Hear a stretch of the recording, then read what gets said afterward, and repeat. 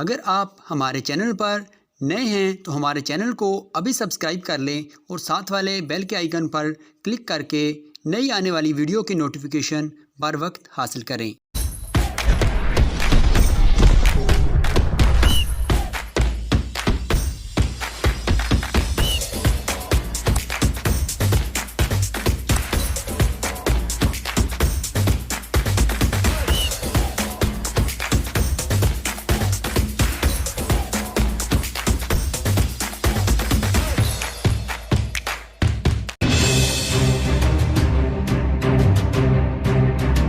दोस्तों, अगर आप भी ध्रुव जुरैल और यशस्वी जायसवाल को शानदार खिलाड़ी मानते हैं तो हमारी इस वीडियो को लाइक जरूर कीजिएगा। दोस्तों, लोन वॉरियर की तरह ध्रुव जुरैल ने कुलदीप और साथी बल्लेबाजों के साथ मिलकर इंग्लिश गेंदबाजों को किया अपने सामने घुटने टेकने पर मजबूर। दूसरे दिन के बाद दूसरे दिन की सुबह भी अपने बल्ले से रच दिया नया इतिहास। तो आखिर कैसे भारत के दो निचले क्रम के बल्लेबाजों ने भी इंग्लैंड को खून के आंसू रुला दिए? आखिर कैसे अपनी धाकड़ बल्लेबाजी से टीम इंडिया ने की वापसी? आखिर जुरैल ने कितनी गेंदों पर ठोका तूफानी अर्धशतक? किस बल्लेबाज ने बना दिए कितने रन? पहला सेशन खत्म होने तक अब इंग्लैंड के स्कोर से कितने रन पीछे है टीम इंडिया? इस रोमांचक मुकाबले की अब तक की पूरी हाईलाइट हम आपको दिखाएंगे, लेकिन उससे पहले आपको क्या लगता है, इंडिया और इंग्लैंड में कौन ये टेस्ट मैच जीतेगा? हमें अपने जवाब कमेंट में जरूर बताइए। दोस्तों, भारत और इंग्लैंड के बीच रांची टेस्ट मैच के दूसरे दिन का खेल समाप्त हो गया। दूसरे दिन इंग्लैंड की पहली पारी 353 रन बनाकर आउट हो गई। इंग्लैंड की ओर से जो रूट ने 122 रनों की नाबाद पारी खेली। भारत की ओर से जडेजा ने 4 विकेट लिए तो वहीं सिराज के खाते में 2 विकेट आए। 3 विकेट आकाशदीप लेने में सफल रहे हैं। हालांकि इसका पीछा करते हुए टीम इंडिया ने भी बेहद खराब प्रदर्शन किया। पहली पारी में यशस्वी जायसवाल 73, कप्तान रोहित शर्मा 2, वहीं शुभमन गिल 38 रन बना पाए। उनके अलावा भी भारतीय टीम का पूरा टॉप ऑर्डर ताश के पत्तों की तरह बिखर गया। 2 दिनों की समाप्ति के बाद भारत ने पहली पारी में 73 ओवर में 7 विकेट के नुकसान पर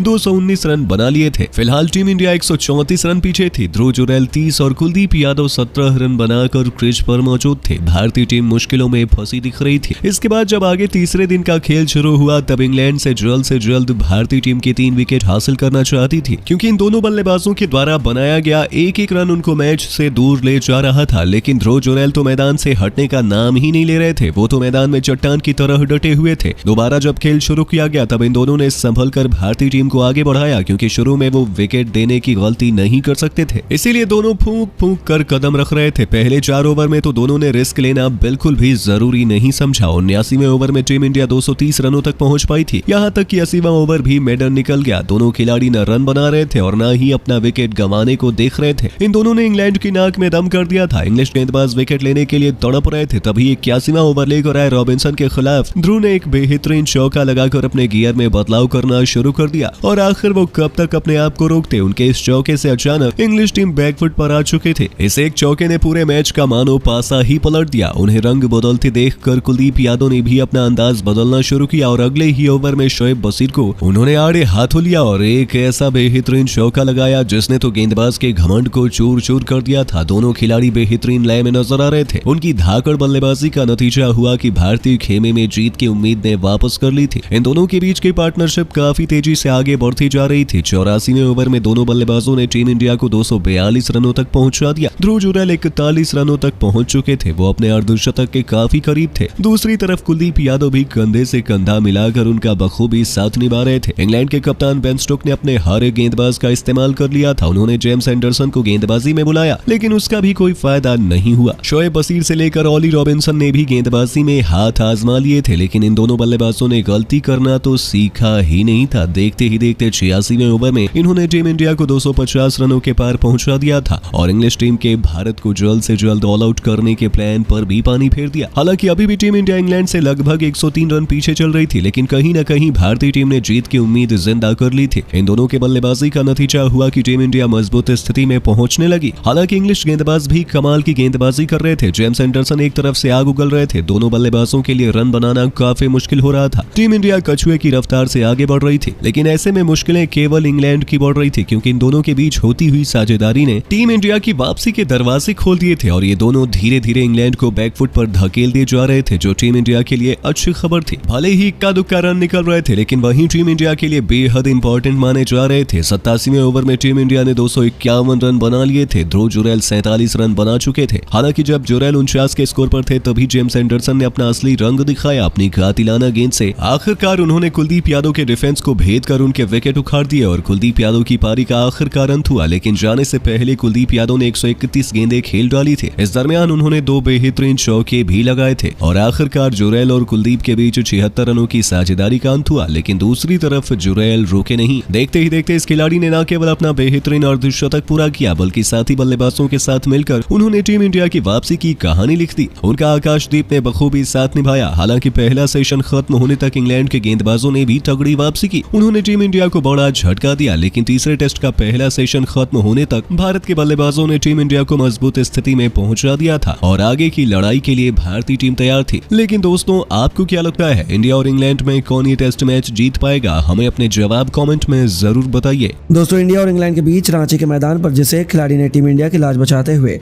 भारतीय टीम को दूसरे दिन ऑल आउट होने से बचाया, वह कोई और नहीं बल्कि पिछले टेस्ट मैच में डेब्यू करने वाले ध्रुव जुरैल है, जिन्हें पिछले मैच में अपना जौहर दिखाने का मौका नहीं मिला। लेकिन महेंद्र सिंह धोनी के घर में पहुंचते ही ध्रुव जुरैल के अंदर मानो धोनी की आत्मा आ गई थी। धोनी के ही अंदाज में जब टीम इंडिया को उनकी सबसे ज्यादा जरूरत पड़ी तो धोनी ने दुबनते हुए ध्रुव करिश्मा कर दिखाया, जिसके बाद पूरा हिंदुस्तान उन्हें सलाम कर रहा है। जी हाँ दोस्तों, इंग्लैंड के 353 रनों के जवाब में टीम इंडिया ने 177 रनों पर अपने 7 बल्लेबाजों को खो दिया। भारतीय टीम को एक अच्छी साझेदारी की जरूरत थी। उसी वक्त मैदान में चट्टान की तरह डटे हुए थे ध्रुव जुरैल।